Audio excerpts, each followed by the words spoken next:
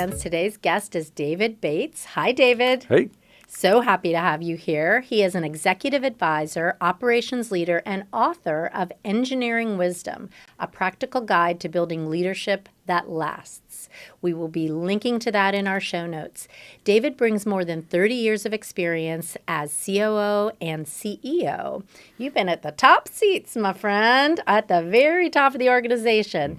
And what we like to hear from you is how you've built companies, led teams, carried the weight of the top seat, and now you walk alongside founders and executives as they navigate it. So sharing some words of wisdom with all of those leaders and all of our listeners today. If you've ever wondered what leadership really feels like behind the scenes, the pressure, the loneliness, the second guessing, and how to build something that lasts without losing yourself, this conversation's for you. So let's start off with the elevator pitch. You got to give us your kind of 30-second, if you were on the elevator with a potential client, what would you like to say about yourself? Yeah, sure. Well, nobody ever bought anything in an elevator. So the goal of an elevator pitch is to make sure that you're interesting enough for somebody to say, tell me more. That's so good. Yeah. No one bought it in the elevator, but you get Right. kind of like the appetizer and they want to go That's to right. the main course. So I always tell people that my purpose for work is to walk alongside leaders and help them achieve their goals. And the way that I do that is through a combination of things: executive coaching, collaborative consulting, and of course, writing books and other things. And the goal there is for me to create a safe place for them to walk through the stuff that they can't really talk about with their teams, and their spouse is probably tired of hearing about, can't really help with anyway, and their friends just can't relate to because they're doing a different kind of job than most people are used to. And so having a place where you can kind of talk through those things and know that your job's not on the line and nobody's going to judge you is really, really valuable to them. That's so important. And you termed the title executive coach. And I've heard of lots of different kinds of coaches, life coaches and career coaches. Will you define your role? Yeah, sure. I've been around coaching for more than a few minutes. I was trained as a coach back in the late 1990s. And we've watched the whole industry grow up, and there are so many different flavors of coaches. Executive coaches are folks that work with the senior leaders in an organization. And what we do is we use a process of inquiry to really get at the root of what is holding them back. Maybe it's a performance-related kind of issue, or maybe it's a mindset issue. We kind of wander around a little bit in the life side of things because we bring our whole self to work. And, we don't stop being a dad or a husband or a mom or a wife or any of those things when we show up at work. We just have to put them in a particular spot, right? And so if things aren't going great at home, that can have a spillover effect in the work that we do because we're not as focused and we're not as confident, and vice versa. So we try not to go too deep into things that are mental health counseling spaces, but we try to recognize that there is a whole person, and that we want to make sure that we understand where they're trying to go and what's getting in the way of them being able to get there. Where they're trying to go and what is holding them back. And you talked about the whole person. You have so many identities, so many roles in your life. You may be a family member, you may be a friend, you may be a community volunteer, right. And then you have this profession, and your profession is a big part of it, right? Because you spend a lot of waking hours in that role, but it's not the only role. That's right. Yeah, and I think we, as a culture and a society, particularly here in the U.S., the very first thing that we ask somebody when we meet them is, what do you do? What do you do? And we equate who we are with what we do, and we're not. What we do comes out of who we are. It's an expression of our talents and our abilities and the skills and all of those things, but it isn't who we actually are. And a lot of times senior executives the demands are so high that they feel like they have to be that person. That is who they are. And what we find is that when our identity is so closely tied to what we do, it gets in the way. I like that you mentioned that question. I always say the same thing. Like if I'm on an elevator or not an elevator, actually an airplane, and I'm sitting next to someone and they don't put on their earbuds, then we might say hi and introduce ourselves. We're going to be next to each other in personal space within, like multiple hours of our life. Right. So you might start saying, like, what do you do and network and that kind of thing. But it's so interesting if you ask someone, for example, from Denmark, and you go, what do you do? They'll be like, I'm a cyclist. And it's not Yeah. that they Yeah. get paid to cycle, it's just that's what they do outside of work. Right. But in our culture, everything and all of your worthiness is tied to your profession. And when that gets so stressful because you are at the top rung, as you mentioned, how do you recommend folks handle that when they've got the spillover from their personal life and everything is just overwhelming? I think it's about taking time and being reflective and allowing people to speak into your life where you might not otherwise let them. So when we look at our life and we ask ourselves, what's giving me energy and what's draining energy, we have to do things a lot of the time that don't necessarily make us happy, right? The goal isn't to just go around through life and be only happy. But there are things that we do that are bringing us energy, and there are things that we do that are draining our energy. And those are good signals to see when something is out of balance. And if it's out of balance, then we ask, how do we get back into balance? And it's really hard to do that by yourself.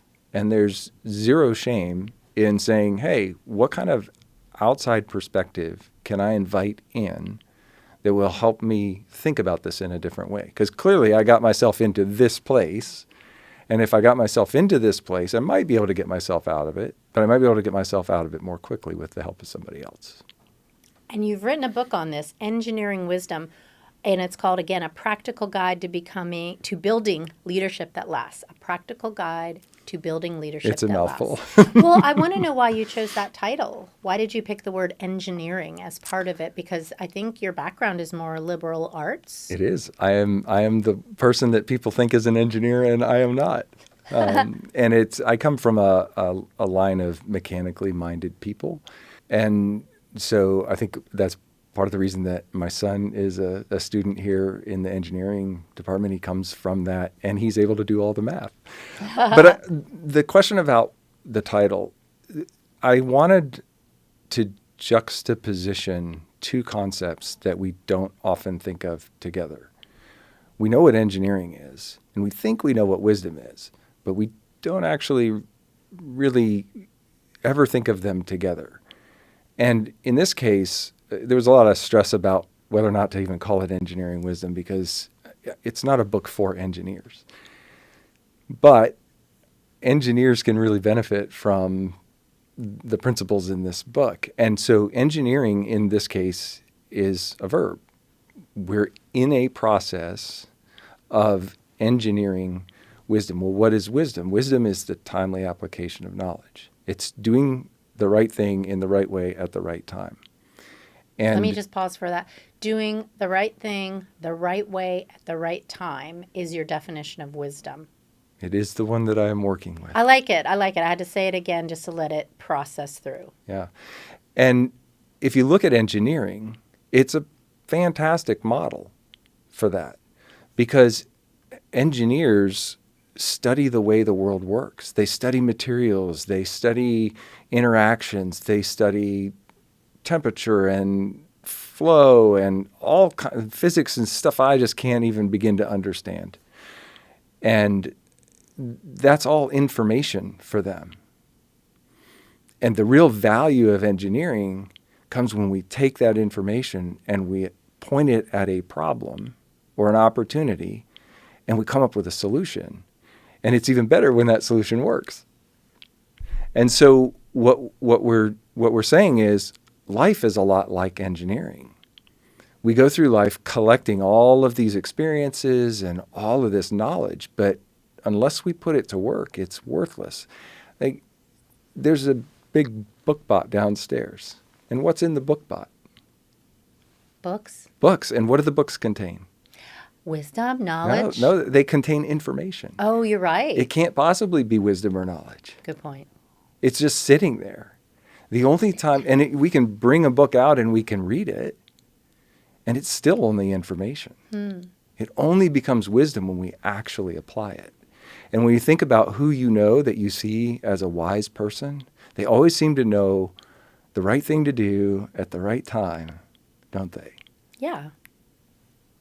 It's that knowledge applied that makes you see them as wise. And it turns out if it's engineering, if it's a thing we can engineer, then all we need to know is what is the system. And that's why I wrote the book. And it's a practical guide because it's a series of things that I don't think engineers always get exposed to, or technical people get exposed to.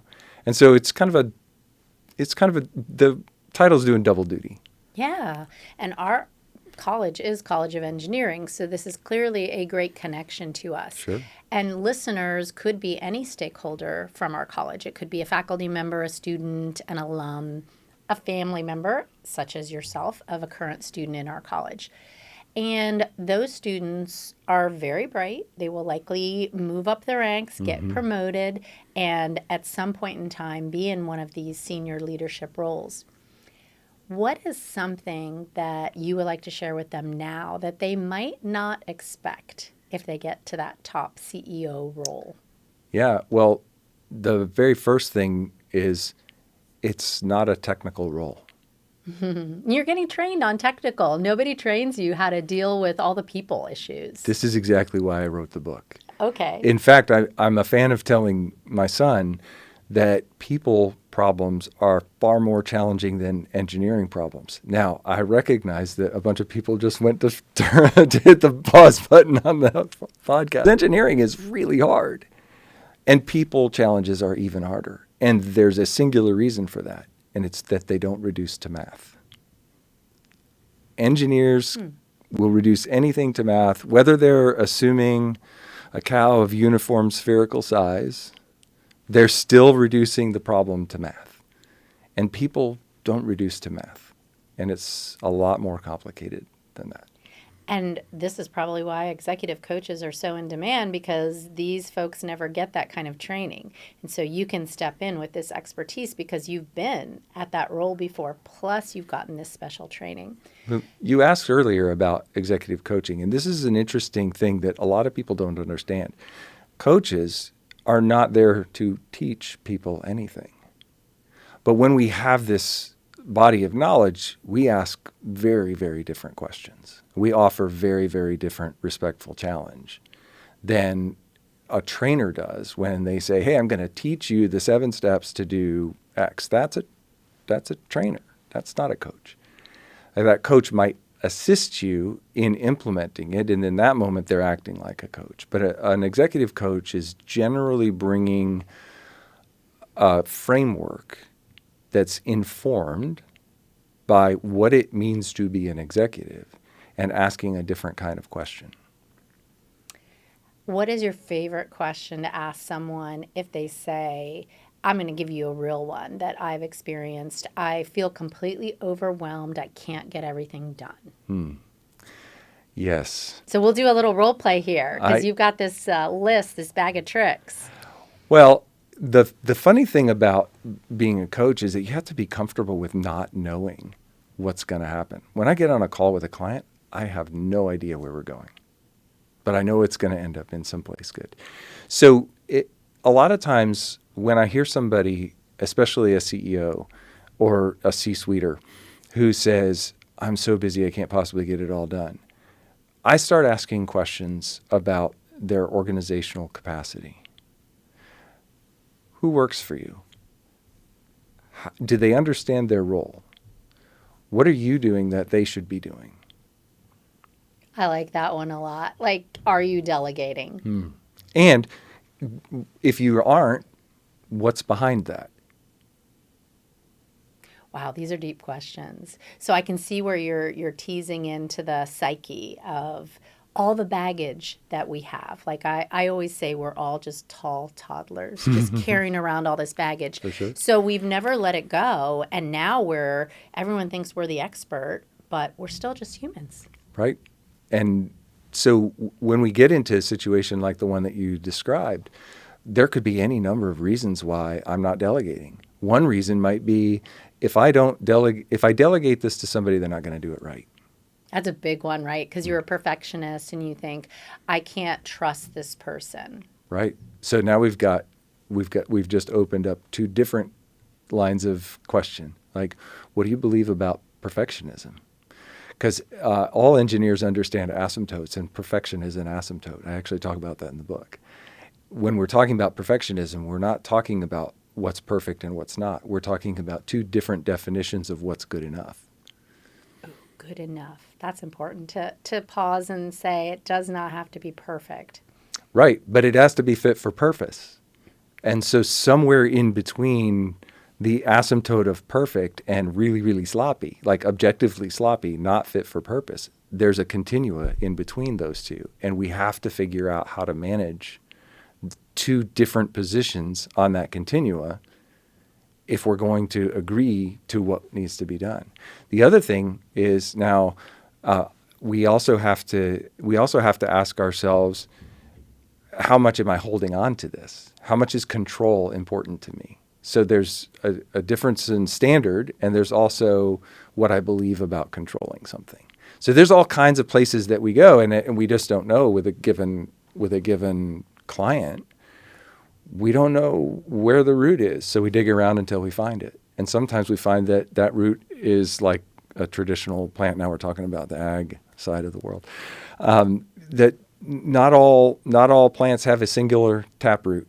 They have multiple different anchoring points. And so we dig around until we find those and get to a place where we can actually take some action that's different, and it unlocks us.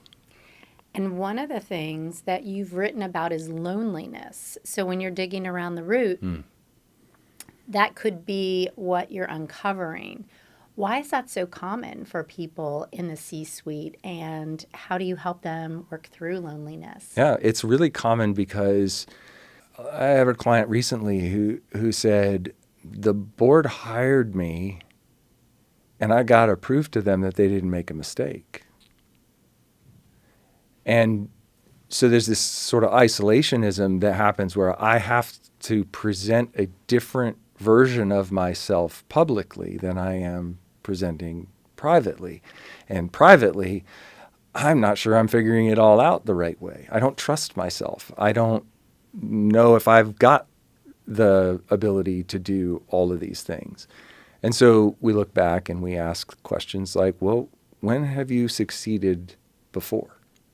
What's in the framework that you bring that is what the board saw? If the board hired you out of an adjacent field and you've never done this job before, they still hired you.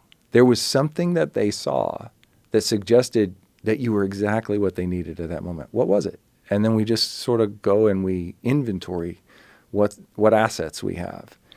And then we ask, how do we put those together in a more confident way?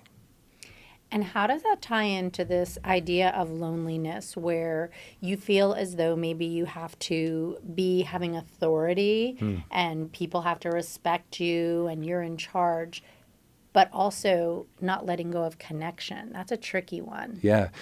It's shocking how often this happens.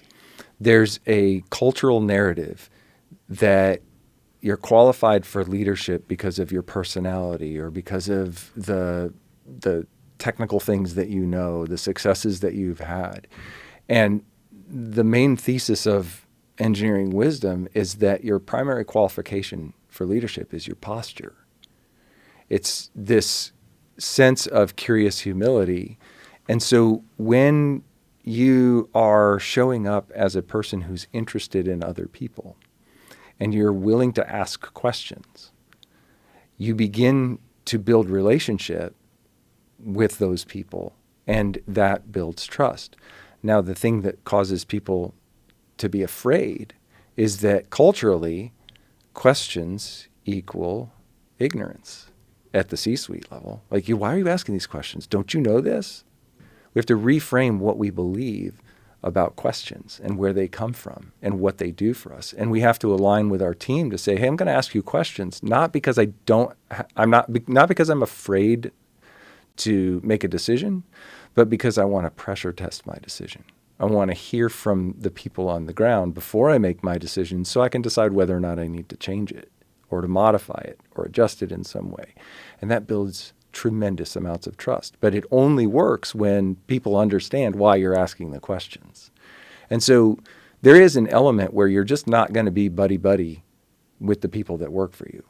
There's a lot of risk in that. But there are still things we can do to accrue trust. Trust is a big one, and curiosity, I think, is what you're alluding to versus the confidence piece of, I should know all the answers. No, it's okay for you to be curious about the answers. What could an early career professional practice now to help them explore more ability to be curious? Yeah, I think it's the ability to ask powerful questions. We ask questions all the time, and engineers are great at asking questions. Why does it do this? Why does it do that? What happens if? Right? Mm-hmm. Those are great questions. So don't limit those to the engineering discipline. Carry those forward into the people side of things. Tell me more about, right? Like, let's nurture this curiosity outside of the technical discipline and learn how to ask questions that are not yes/no questions. We tend with people to ask these very closed-end questions. And the thing that makes them powerful is that they're open-ended and they're not confirmatory of our sort of preconceived ideas. I have this hypothesis. Let me see if I can break it. Also works with people, not just with steel or chemicals or any of the things that we normally associate with the technical discipline. And for you, you've been in these seats before, and now you've transitioned into another role. What motivated you to make this transformation in your own life? Well, that's a very complicated question, and I'll answer it very concisely. I learned how to be a coach a long time ago when I was in an operating role, and the lady who trained me to be a coach looked me dead in the eye and said, "God put you on the planet to be a coach." And I said, "Thank you, Jane. I'm going to go off and do all these operating jobs for the next 20 years or so."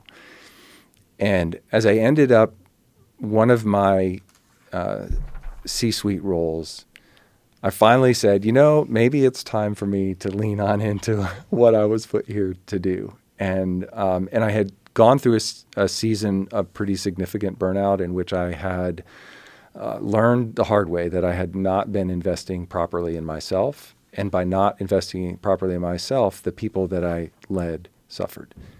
And so I thought, what better way to help more people not have to experience that than to help leaders make sure that they're properly investing in themselves so that they can show up as the best version of leader that they could be.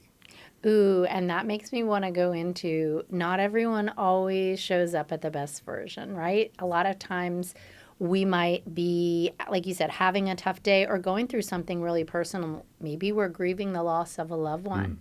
We still have to come to work, and we still have action items, and we still have deadlines. So when people aren't the best version of themselves, what tends to trigger that, and how can leaders catch it earlier before it impacts their team? This is a really tough question. And I think it requires a certain amount of self-awareness. You have to be willing to listen to what people are saying and see what's happening around you. And that's really hard when we're sort of in what we call the basement brain. The limbic system is what triggers fight or flight, and our prefrontal cortex is where we have our higher order thinking. And when our life isn't going the way we want it to and we start descending into panic, we move from the upper prefrontal cortex of our brain into our brainstem, and we just, everything becomes automatic, and it's really, really hard. So I think building a group of people around you that you give permission to speak into your life and that you will listen even when it's hard, to say, okay, I hear you that you're saying I'm showing up in a different way. Like, who can you invite into that? Who are the people that you give that trust to in advance, so that when they say to you, it looks like you might not be showing up as the best version of yourself, that you're not going to fight them. You're going to say, okay, I'm going to stop and I'm going to ask you, tell me more. And then what is your recommendation for if it really is something that's impacting their performance? What do they do about it? Well, sometimes there's a whole lot of different options. Sometimes we need to talk to somebody. We need to talk to a mental health counselor. We might need to talk to a coach. We might need to talk to a mentor or a trusted advisor. Sometimes you just need to take space. Yeah. So it's okay to rest. Like we were talking a little earlier, and in our culture, in our society, it's go, go, go, go, go. And then we collapse and then we doom scroll. Well, doom scrolling doesn't reset your brain. It just shows you what you don't have, or it sends you chasing a dopamine hit. And those don't reset your brain. So we need to go do things that recharge us. So for somebody, that might be going out and taking their shoes off and walking in the grass. Somebody else, it might be going, out to a nice meal with some friends or going to a concert, or we got to build in intentional experiences that help our body and our brain reset. And that is going to be different for everybody. So figuring out what you love to do, knowing what you love to do, knowing what energizes you is a really important step. I totally agree with that. It's almost like your nervous system is completely overwhelmed and you have to reset. We're on our last question. Time has flown. We got to do the time machine question where next to us, the time machine pulls up. I'm going to throw you a little curveball here. Yeah, I didn't tell you this early.